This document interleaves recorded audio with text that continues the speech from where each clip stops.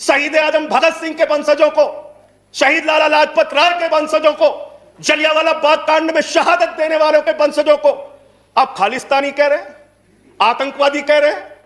बाबा महेंद्र सिंह टिकैत के बेटे राकेश टिकैत को रोना पड़ा और यह कहना पड़ा कि भाजपा के लोग घेर कर हमें लाठियों से पीटना चाहते हैं। यह आप करा रहे हैं। मान्यवर, इनकी समस्या यह नहीं कि किसानों को यह बिल समझ में नहीं आया, इनकी समस्या यह है कि किसानों को यह बिल समझ में आ गया है और अब ये तीनों काला कानून वापस चाहते हैं किसान।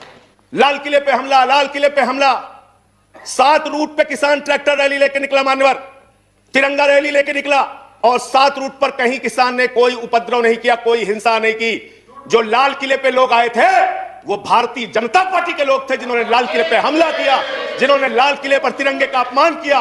और वो दीप सिद्धू जो भाजपा का नेता है, उसकी फोटो प्रधानमंत्री के साथ है, देश के गृह मंत्री के साथ है। भारतीय जनता पार्टी को इसका जवाब देना चाहिए कि भाजपा के नेताओं ने लाल किले का अपमान क्यों किया, तिरंगे का अपमान क्यों किया। मैं ये कहना चाहता हूं मान्यवर, विरोध में अपनी बात कहने के लिए खड़ा हुआ हूं और मैं दुष्यंत कुमार की चंद पंक्तियों से अपनी बात शुरू करना चाहता हूं कि हो गई है पीर पर्वत सी पिघलनी चाहिए, हो गई है पीर पर्वत सी पिघलनी चाहिए, इस हिमालय से कोई गंगा निकलनी चाहिए और सिर्फ हंगामा खड़ा करना मेरा मकसद नहीं, मेरी कोशिश है कि यह सूरत बदलनी चाहिए। आज मुल्क में जो हालात है किसान के मान्यवर, आज क्या हालत कर दी गई इस देश में। पिछले 76 दिनों से किसान आंदोलन पर है, उनके ऊपर लाठियां चलाई गई, आंसू गैस के गोले छोड़े गए, बूढ़े किसानों की आंखें फोड़ दी गई, कड़कती ठंड में पानी की बौछारें की गई। उनको आतंकवादी कहा गया, उनको गद्दार कहा गया, उनको खालिस्तानी कहा गया मान्यवर, उनको अपमानित किया गया। यहां तक कि भारतीय जनता पार्टी के एक विधायक ने कहा ये किसान नहीं आतंकवादी हैं, इनको शूट कर देना चाहिए और अगर दिल्ली पुलिस नहीं कर पाती तो मैं इनको जूतों से मारूंगा, जूतों से मारूंगा। ये भाजपा के लोग कह रहे हैं मान्यवर। इस देश के अन्नदाता जो आपको अनाज पैदा करके आपका पेट भरते हैं, आप उनको जूतों से मारने की बात करते हैं। 11 दौर की आप वार्ता कर चुके, सारी की सारी वार्ता फेल। आप कहते हैं मैं एक फोन कॉल की दूरी पर हूं। मैं पूछना चाहता हूं क्या इस सरकार के पास कॉल करने के लिए 2 रुपए भी नहीं है? अरे 2 रुपए नहीं है तो हम लोगों से ले लो, लेकिन कॉल कर लो किसानों को, कॉल कर लो किसानों को। उनकी पीड़ा चरम पर पहुंच चुकी है मान्यवर। 165 किसानों ने अब तक अपनी शहादत दी है। आप जाइए गाजीपुर बॉर्डर पे, वहां पे 97 साल के इलम सिंह आपको मिलेंगे। उनके 2 बेटे फौज में हैं, रो रो के कहते हैं मुझे इस उम्र में उग्रवादी कहा जा रहा है, नक्सलवादी कहा जा रहा है। उनकी पीड़ा है मान्यवर। आप जाइए टीकरी बॉर्डर पे, आप जाइए सिंगू बॉर्डर पे, पीड़ा के साथ वो लोग कहते हैं शहीद आजम भगत सिंह के वंशजों को, शहीद लाला लाजपत राय के वंशजों को, जलियांवाला बाग कांड में शहादत देने वालों के वंशजों को आप खालिस्तानी कह रहे हैं, आतंकवादी कह रहे हैं, उनको अपमानित करने का काम कर रहे हैं। मैं आपसे पूछना चाहता हूं क्या दुश्मनी है आपकी इन अन्नदाताओं से? चलिए सब कुछ कर लिया आपने, अब तो कम से कम उनके ऊपर दया कीजिए और ये तीनों काला कानून वापस लेना ही पड़ेगा, आपको लेना चाहिए। अब आपने जुल्म की इंतहा कर दी है। आप चले जाइए गाजीपुर बॉर्डर पे मान्यवर, कटीले तार, बड़े बड़े कीले गाड़ दी गई हैं, 12-12 इंच की कीले सड़कों पे गाड़ दी गई है। देखकर ऐसा लगता है कि दुश्मन देश की सेना आने वाली है।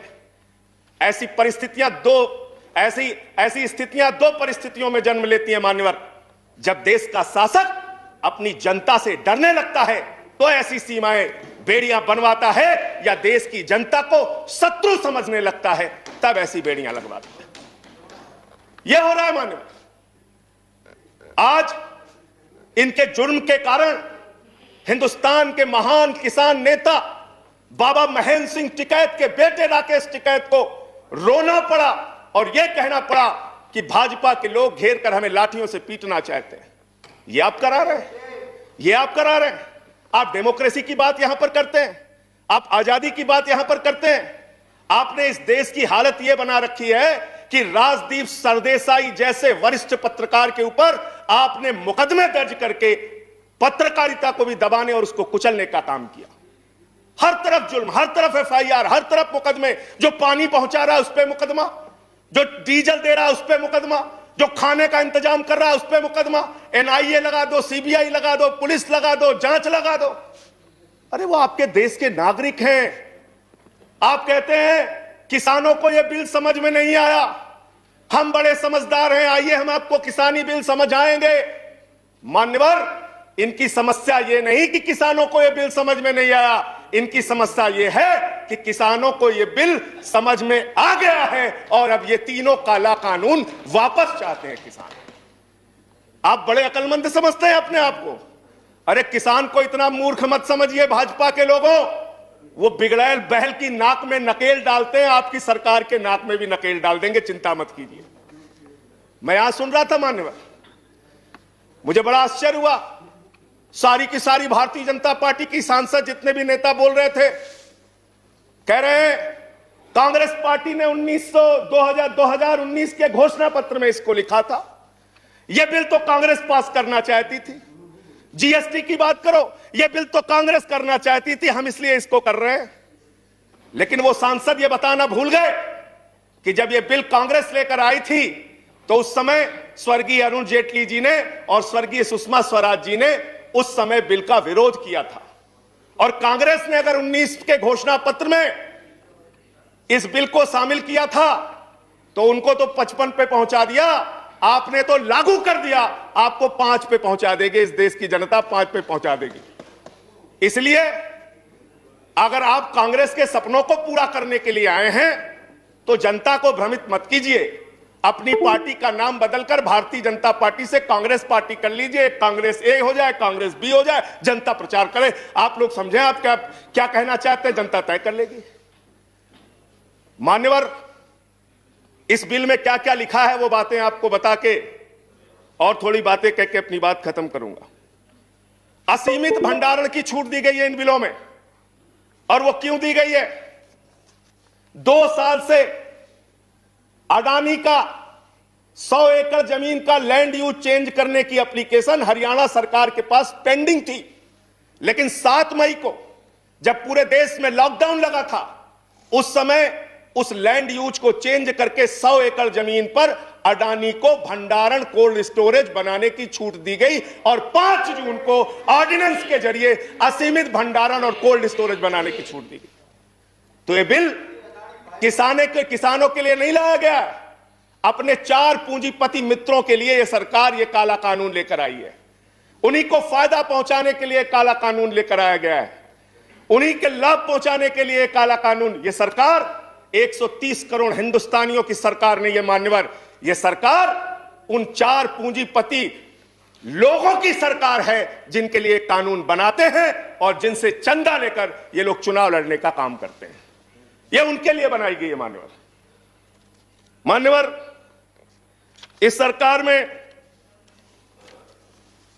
कहा गया दिल्ली के मुख्यमंत्री के बारे में कि किसानों का साथ दे रहे हैं, किसानों का साथ दे रहे हैं। मैं पूरी जिम्मेदारी के साथ कहना चाहता हूं सदन के अंदर, दिल्ली के मुख्यमंत्री अरविंद केजरीवाल, आम आदमी पार्टी किसानों का साथ दे रही थी, देती रहेगी। और आपने हमसे 9 स्टेडियम मांगा जेल बनाने के लिए, केजरीवाल जी ने इनकार किया। हम वहां पानी का इंतजाम कर रहे हैं, आप पानी का इंतजाम रोक रहे हैं। हम वहां शौचालय का इंतजाम कर रहे हैं, आप वहां शौचालय का इंतजाम रोक रहे हैं। आप वहां पर लोगों को पानी, खाना, शौचालय इस तक पर प्रतिबंध लगाना चाहते हैं। इंटरनेट, वो दुश्मन देश के नागरिक है क्या? उनके साथ इस तरह का व्यवहार आप कर रहे हैं। एक माहौल बनाया गया 26 जनवरी को, लाल किले पे हमला, लाल किले पे हमला। 7 रूट पे किसान ट्रैक्टर रैली लेके निकला मान्यवर, तिरंगा रैली लेके निकला, और 7 रूट पर कहीं किसान ने कोई उपद्रव नहीं किया, कोई हिंसा नहीं की। जो लाल किले पे लोग आए थे वो भारतीय जनता पार्टी के लोग थे जिन्होंने लाल किले पे हमला किया, जिन्होंने लाल किले पर तिरंगे का अपमान किया। और वो दीप सिद्धू जो भाजपा का नेता है, उसकी फोटो प्रधानमंत्री के साथ है, देश के गृह मंत्री के साथ है। भारतीय जनता पार्टी को इसका जवाब देना चाहिए कि भाजपा के नेताओं ने लाल किले का अपमान क्यों किया, तिरंगे का अपमान क्यों किया। मैं ये कहना चाहता हूं मान्यवर, आज वो दीप सिद्धू संजय जी कंक्लूड कीजिए। सर सबको समय मिला, मुझे भी थोड़ा समय दीजिए। I have given sufficient time. सबको समय दिया, मुझे भी समय दीजिए। नो 10 मिनट देंगे सर। 10 मिनट दिया मैं। मान्यवर दीप सिद्धू भाजपा का नेता वो फरार है जिसने लाल किले पे हमला किया, जिसने तिरंगे का अपमान किया। अपनी घिनौनी राजनीति के चक्कर में ये लोग कहां तक जा सकते हैं, इसका सच है ये जो सामने आया है। आप एमएसपी देने की बात कहते हैं, आप कहते हैं हम इस देश के किसान को एमएसपी देंगे। बड़ी अजीब बात है मान्यवर, इस देश के किसान को एमएसपी देने के नाम पर क्या कर रहे हैं ये। मैं उत्तर प्रदेश की खबर बता रहा हूं। 10 धान के क्रय केंद्रों पर 10 अधिकारियों के खिलाफ एफआईआर हुई क्योंकि क्रय केंद्र में खरीद में एमएसपी में गड़बड़ी की गई। इसी तरीके से 1 रुपए किलो गोभी बिक रही थी तो किसान ने अपनी गोभी पे ट्रैक्टर चला दिया। उत्तर प्रदेश की खबर। बरेली के अंदर उत्तर प्रदेश में 3 करोड़ की धान खरीद हो गई कागजों पे, किसान का पता तक नहीं है। तो डेरेक ओब्रायन साहब, जो यूपी में खरीद हुई है वो भूतों की खरीद हुई है, किसान का पता नहीं, नाम दर्ज करके खरीद हो गई। 4 साल में गन्ना किसानों पे मात्र 10 रुपए इन्होंने बढ़ाया है उत्तर प्रदेश के अंदर, मात्र 10 रुपए मान्यवर। तो इसलिए ना आप एमएसपी देना चाहते हो, ना किसान को उसके फसल का दाम देना चाहते हो। असीमित भंडारण की छूट देकर आपने पूंजीपति मित्रों को यह सुविधा दे दी कि सस्ते में किसान से अनाज खरीदेंगे, सस्ते में किसान से फल खरीदेंगे, सस्ते में किसान से सब्जियां खरीदेंगे, उसका बड़े बड़े स्टोरेज में भंडारण करेंगे, जमाखोरी करेंगे, और जब बाजार में फल सब्जियों की कमी हो जाएगी, अनाज की कमी हो जाएगी, तो महंगे दामों में जनता को बेचेंगे। यानी आपने महंगाई को, जमाखोरी को, कालाबाजारी को इस बिल के माध्यम से लीगलाइज करने का, वैधता प्रदान करने का काम किया है। इस देश में महंगाई बढ़ाने का काम किया है, उसका रास्ता आपने खोला है। इसलिए भी ये बिल, तीनों का तीनों काला बिल वापस लिया जाना चाहिए। Thank you.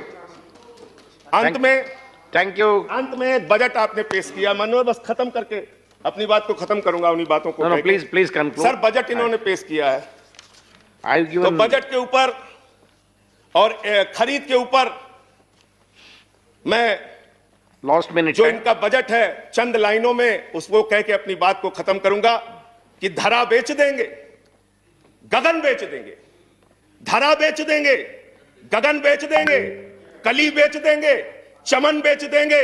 अगर तुम ही यूं ही सोते रहे तो ये फर्जी राष्ट्रवादी वतन बेच देंगे, वतन बेच देंगे, वतन बेच देंगे।